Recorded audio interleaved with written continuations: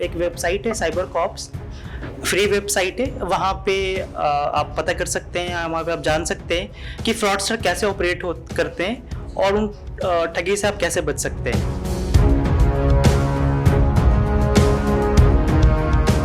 अगर आपके अकाउंट में पैसे आ रहे हैं तो कभी भी आपको मोबाइल पिन या फिर यूपीआई पिन को डालने की आवश्यकता नहीं है।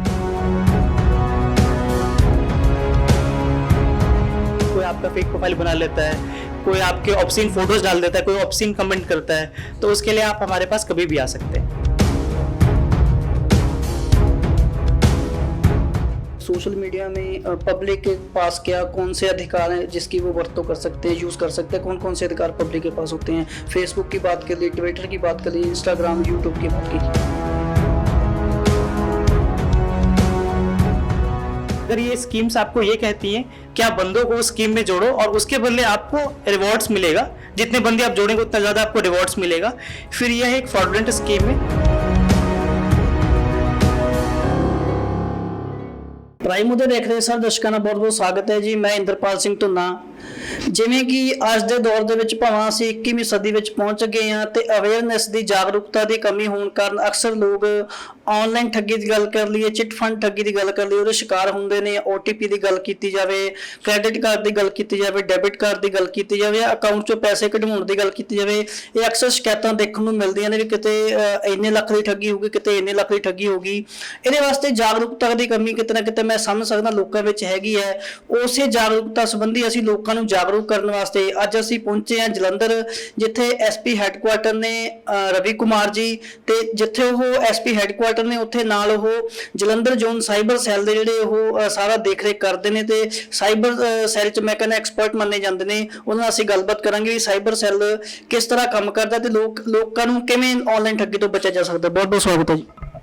थैंक यू सर, पहला सवाल मेरा यही है आपसे, जैसे मैंने बात की है ऑनलाइन ठगी की बात की है, मैंने चिट फंड की बात की है, तो अवेयरनेस के लिए लोगों को क्या करना चाहिए सर, और कैसे ये लोग होते हैं, जो फ्रॉड लोग होते हैं, कैसे सर ये काम करते हैं?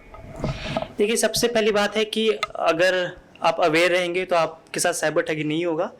इसके लिए एक वेबसाइट है साइबर कॉप्स, फ्री वेबसाइट है। वहाँ पे आप पता कर सकते हैं, वहाँ पे आप जान सकते हैं कि फ्रॉडस्टर कैसे ऑपरेट करते हैं और उन ठगी से आप कैसे बच सकते हैं।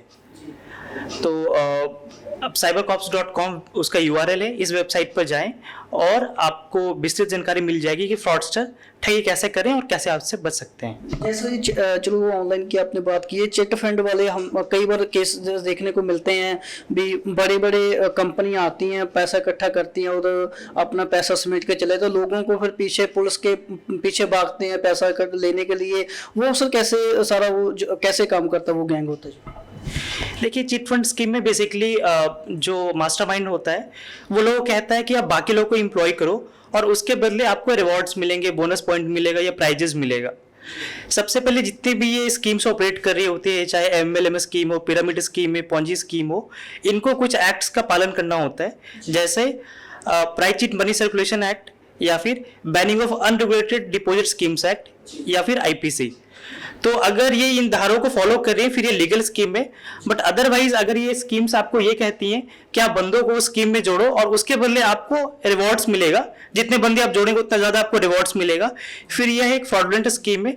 और उसके लिए आप एक कंप्लेन हमारे पास लॉन्च कर सकते हैं और उसके इन्वेस्टिगेशन के दौरान जो तथ्य आएगा उसके बेसिस पे नेसेसरी लीगल एक्शन लिया जाएगा।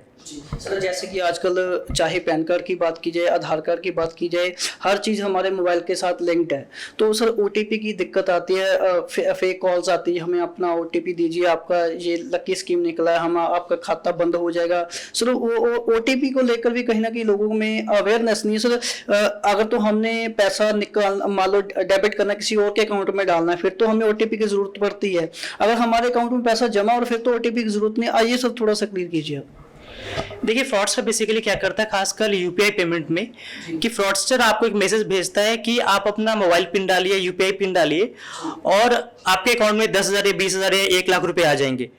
आपको हमेशा ये ध्यान में रखना चाहिए कि कभी भी पेमेंट करने के लिए आपको मोबाइल पिन या OTP का जरूरत होता है। अगर आपके अकाउंट में पैसे आ रहे हैं तो कभी भी आपको मोबाइल पिन या फिर यूपीआई पिन को डालने की आवश्यकता नहीं है। तो सर अगर सोशल मीडिया की बात की जाए, सोशल मीडिया में पब्लिक के पास क्या कौन से अधिकार हैं जिसकी वो वर्तों कर सकते हैं, यूज कर सकते हैं, कौन कौन से अधिकार पब्लिक के पास होते हैं? फेसबुक की बात कर ली, ट्विटर की बात कर ली, इंस्टाग्राम, यूट्यूब की बात कीजिए। जैसे फेसबुक पे बहुत ही कॉमन कंप्लेन आता है कि कोई किसी को इम्पर्सनेट कर रहा होता है, नकली प्रोफाइल्स बना लेते हैं, या फिर कोई किसी को डिफेम कर रहा होता है, मॉफ्ड फोटोज लोग डाल देते हैं किसी और का। ऐसे केसेस में आईटी एक्ट एप्लीकेबल होता है और उसके सेक्शन 67, 67A, 66 के कुछ सेक्शंस है, उसके तहत हम लीगल एक्शन ले सकते हैं। तो अगर आपके साथ ऐसा कुछ होता है, कोई आपका फेक प्रोफाइल बना लेता है, कोई आपके ऑब्सीन फोटोज डाल देता है, कोई ऑब्सीन कमेंट करता है, तो उसके लिए आप हमारे पास कभी भी आ सकते हैं। तो सर मैं जैसे की बात की हूँ, आप चलो एक्सपर्ट हैं साइबर सेल के, पंजाब पुलिस की बात खास तौर पर की है, तो कहीं ना कहीं ये दिक्कत आती है भी उतने साधन नहीं है, टेक्नोलॉजी नहीं है सरकार के पास, प्रशासन के पास, पुलिस डिपार्टमेंट के पास, तो वो दिक्कत आती है, कंप्लेंट कई कई महीने चलती है सर, उसका सर क्या असर पड़ता है लोगों के ऊपर? जो बेसिकली कंप्लेंट्स आते हैं उसके लिए डिटेल्स हम डिफरेंट एंटिटीज से मांगते हैं। जैसे अगर फेसबुक का कंप्लेन है तो फेसबुक से डिटेल मांगते हैं, अगर मेल है तो हम गूगल से डिटेल मांगते हैं। कई बार डिटेल्स आने में बहुत टाइम लग जाता है और इसकी वजह से जो कंप्लेन है बहुत लंबे टाइम तक पेंडिंग रहता है। बट हमारी तरफ से हमेशा प्रयास होता है कि जो कंप्लेन है उसको जल्दी से जल्दी उसका लॉजिकल आउटकम उसका निकाला जाए और धीरे धीरे जो पुलिस अधिकारी हैं, जो पुलिस मैन हैं, जो जजेस हैं, उनको ट्रेन किया जा रहा है साइबर लॉज में, तो फुली टाइम के साथ सिचुएशन इंप्रूव करेगा। आखिर में चाहूंगा आप साइबर क्राइम के ऊपर लोगों को क्या संदेश देना चाहेंगे, चाहे वो चिट फंड की बात हो, ऑनलाइन ठगी की बात हो, डेबिट क्रेडिट कार्ड की बात हो, क्या संदेश देना चाहोगे लोगों को?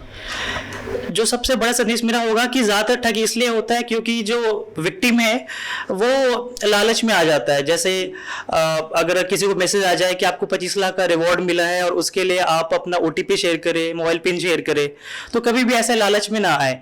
अगर आपको कोई ऐसा प्रस्ताव दे रहा है, कोई आपको कह रहा है कि बहुत हेवी रिटर्न्स मिलेंगे, बहुत हाई रिटर्न्स मिलेंगे किसी बिजनेस को करने में, तो उसे अच्छे तरीके से जांच परख ले और उसके बाद ही इन्वेस्ट करें। बहुत बहुत धन्यवाद सर। Thank you. ਇਹ ਸਨ IPS ਰਵੀ ਕੁਮਾਰ ਜੀ, ਜਿਨ੍ਹਾਂ ਨੇ ਦੱਸਿਆ ਵੀ ਸਾਨੂੰ ਆਨਲਾਈਨ ਠੱਗੀ ਤੋਂ ਕਿਸ ਤਰ੍ਹਾਂ ਬਚਣਾ ਚਾਹੀਦਾ। ਪਹਿਲਾਂ ਜਾਂਚ ਪੜਤਾਲ ਪੂਰੀ ਤਰ੍ਹਾਂ ਕਰਨੀ ਚਾਹੀਦੀ ਹੈ, ਖਾਸ ਤੌਰ ਤੇ ਜਿਵੇਂ ਕਿ ਕਹਾਵਤ ਹੈ ਲਾਲਚ ਬੁਰੀ ਬਲਾ ਹੈ, ਸਾਨੂੰ ਲਾਲਚ ਨਹੀਂ ਕਰਨਾ ਚਾਹੀਦਾ ਕਿਸੇ ਵੀ ਚੀਜ਼ ਤੋਂ। ਸਾਨੂੰ ਕੰਪਨੀਆਂ ਫੋਨ ਕਰਦੇ ਨੇ ਤੁਸੀਂ ਇੰਨੇ ਪੈਸੇ ਇਨਵੈਸਟ ਕਰੋ ਤੇ ਸਾਨੂੰ ਅਸੀਂ 2 ਮਹੀਨੇ ਬਾਅਦ ਸਾਲ ਬਾਅਦ ਤੁਹਾਨੂੰ ਇੰਨੇ ਵਧਾ ਕੇ ਦੇਵਾਂਗੇ, ਤੇ ਸਾਨੂੰ ਉਸ ਚੀਜ਼ ਦੀ ਘੋਖ ਪੜਤਾਲ ਕਰ ਲੈਣੀ ਚਾਹੀਦੀ ਵੀ ਉਹ ਜਿਹੜੀ ਜਿਵੇਂ ਕਿ ਸਰ ਨੇ ਦੱਸਿਆ ਹੈ ਵੀ ਕੋਈ ਐਕਟ ਹੁੰਦੇ ਨੇ, ਐਕਟ ਅਧੀਨ ਜੇ ਤਾਂ ਉਹ ਕੰਪਨੀ ਕੰਮ ਕਰ ਰਹੀ ਹੈ ਤਾਂ ਉਹ ਕੰਪਨੀ ਠੀਕ ਹੈ, ਜੋ ਰੂਲ ਐਂਡ ਰੈਗੂਲੇਸ਼ਨਸ ਹੈਗੇ ਨੇ ਸਰਕਾਰ ਦੇ, ਜੇ ਉਹਦੇ ਅਧੀਨ ਉਹਦੀਆਂ ਸਾਰੀਆਂ ਹਦਾਇਤਾਂ ਪੂਰੀਆਂ ਕਰਦੀ ਹੈ, ਉਹਦੇ ਸਾਰੇ ਪਾਲਣ ਕਰਦੀ ਹੈ, ਫਿਰ ਤਾਂ ਜਿਹੜੀ ਕੰਪਨੀ ਉਹ ਠੀਕ ਹੈ। ਅਦਰਵਾਈਜ਼ ਜਿਹੜੀ ਉਹ ਕੰਪਨੀ ਦੀ ਜਾਂਚ ਪੜਤਾਲ ਕਰ ਲੈਣੀ ਚਾਹੀਦੀ ਹੈ ਤਾਂ ਜੋ ਇਸ ਠੱਗੀ ਤੋਂ ਬਚਿਆ ਜਾ ਸਕੂਗਾ। ਅੱਜ ਦੇ ਮਹਿੰਗਾਈ ਦੇ ਦੌਰ 'ਚ ਬੰਦਾ ਰੁਪਈਆ ਪੈਸਾ ਜੋੜ ਕੇ ਆਪਣਾ ਪੈਸਾ ਇਕੱਠਾ ਕਰਦਾ, ਜਿਹੜੀ ਇਹ ਕੰਪਨੀਆਂ ਫਰਾਡ ਕੰਪਨੀਆਂ ਨੇ ਸਾਰਾ ਪੈਸਾ ਇਕੱਠਾ ਕਰਕੇ ਉਹਦੀ ਜਮ੍ਹਾਂ ਪੂੰਜੀ ਹੈ ਉਹ ਲੈ ਜਾਂਦੀਆਂ ਨੇ। ਇਸ ਲਈ ਅਵੇਅਰਨੈਸ ਜ਼ਰੂਰੀ ਹੈ, ਆਪ ਵੀ ਅਵੇਅਰ ਹੋਵੋ ਤੇ ਲੋਕਾਂ ਨੂੰ ਵੀ ਅਵੇਅਰ ਕਰੋ। ਮੈਂ ਇੰਦਰਪਾਲ ਸਿੰਘ ਧੁੰਨਾ, ਡਾਕਟਰ ਪ੍ਰਵਿੰਦਰ ਸਿੰਘ ਦੇ ਨਾਲ ਵੇਖਦੇ ਰਹੋ ਪ੍ਰਾਈਮ ਉਹਦੇ। ਸਤਿ ਸ਼੍ਰੀ ਅਕਾਲ।